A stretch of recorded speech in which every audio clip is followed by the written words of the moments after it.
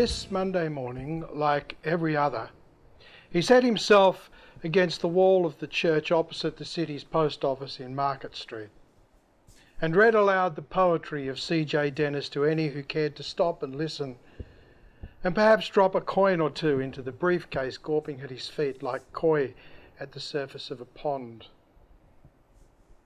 He hadn't seen the face before. It offered nothing out of the ordinary as its image played across his mind. Eyes heavy with a burden of fear burrowed so deep nothing reflected.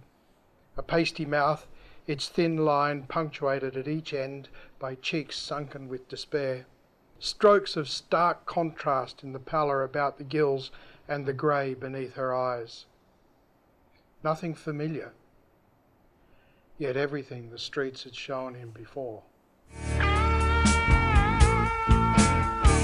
On the opposite side of the lot, he saw the shape of a large man dragging a struggling smaller figure towards the road. Even in the dark and from this distance, he recognised the garments she wore. "Hey!" Hunter shouted, moving towards them with uncommon swiftness. Before the assailant had time to turn, the full jolt of the taser burned into his left kidney. He doubled over with a pain-filled grunt. Hunter jabbed a second time, this time onto the back of the neck, and held fast. The pain sent the attacker to the ground. Hunter trod heavily on a hand.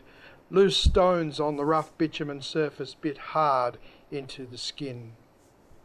The assailant's free hand reached down his leg for a sheathed knife, but Hunter twisted his boot on the hand underfoot and kicked viciously, catching the other forearm just below the elbow. The knife clattered to the ground from a hand that could no longer form a grip. As the thug's breath wheezed from him in a trained attempt to gain control of his breathing, Hunter directed the taser at his genitals, producing a moan that echoed off the building walls. It died as Hunter swung the butt of the weapon down onto the contorted face. The assailant's head cracked against the tarmac, producing a sickening thud. He was still.